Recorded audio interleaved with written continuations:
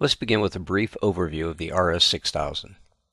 The RS6000 ring scanner, also referred to as the Bluetooth ring scanner, is a wearable barcode scan solution for both 1D and 2D barcode symbologies.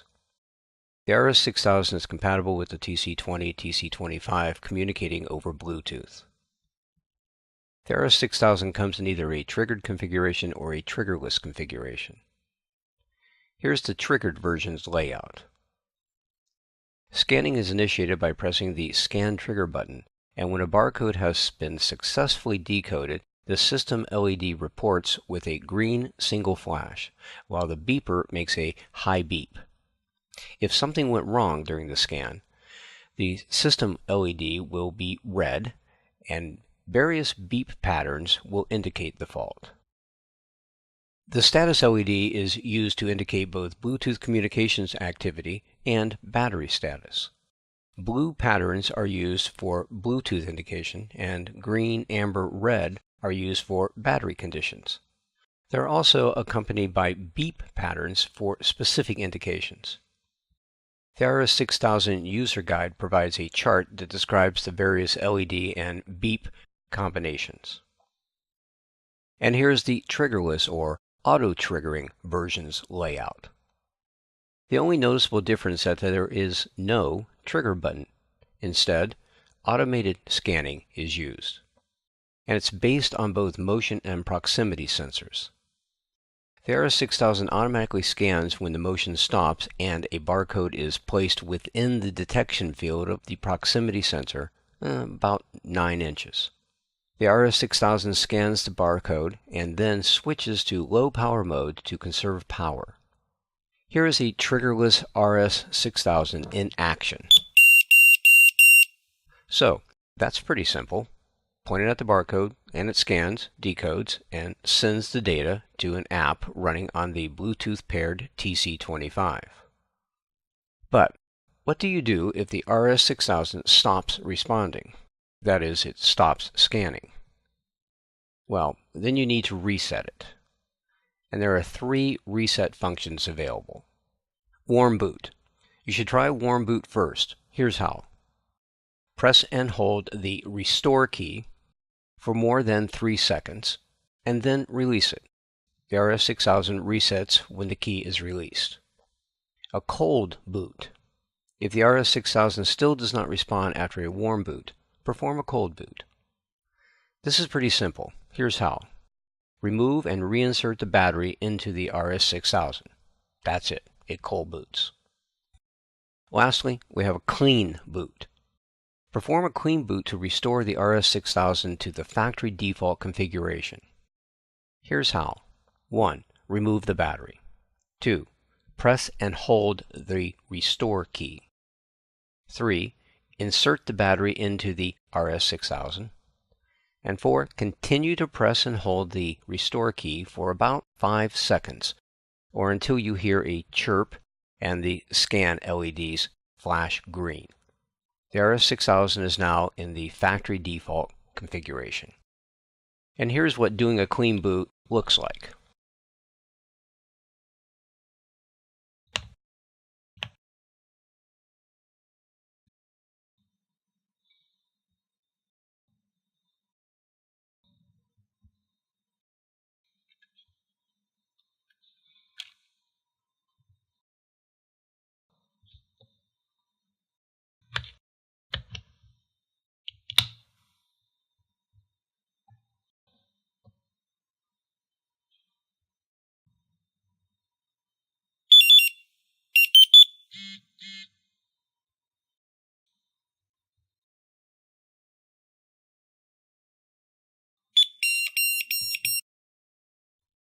You may have noticed that the scan resulted in a red flash of the System/Scan LED. That's because the RS6000 was not yet paired and connected to the TC25, so it could not send the barcode data. So, now let's go through the pairing and connecting the RS6000 with my TC25. The process is the same as it is for the TC20 as well. Unless you are just now taking the RS6000 out of the box, You may want to do a clean boot to restore it to the known configuration, the factory default configuration. We've just done that on my device, so we'll move on to the next step. First thing to do is turn on the TC20's Bluetooth. Go to Settings, tap Bluetooth. Now turn it on. The TC20 immediately begins scanning for discoverable Bluetooth devices. Next, launch the Bluetooth Pairing Utility app. It is asking you to use the RS6000 to scan the displayed barcode. Let's do so now. That beep means that the barcode has been scanned and the TC20 is now pairing with the RS6000. But then you receive this ominous message, pretty much informing you that all is lost. Well, it's not that bad. You just need to accept the pairing request, which is, for some rather inexplicable reason, not yet displayed. So, go pull down the notifications panel, and there you'll see the pairing request. Tap that. Now you see a somewhat confusing message asking for the pairing code to be entered. The RS6000 can be configured to require a code, but the factory default configuration does not. I see no reason to give the scanner access to my contacts or call history, so I won't be checking that box. All we need to do then is tap the word pair. And we're off to the races. The RS6000 is now paired and connected through Bluetooth to the TC20. So let's scan something. We'll be using Data Wedge set to the Data Wedge demo profile, which simply means that any scan data will be passed to the Data Wedge demo app.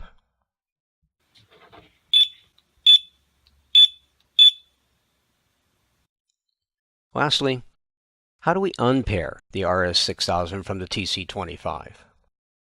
First, let's verify that it currently is connected by pulling down the notification panel.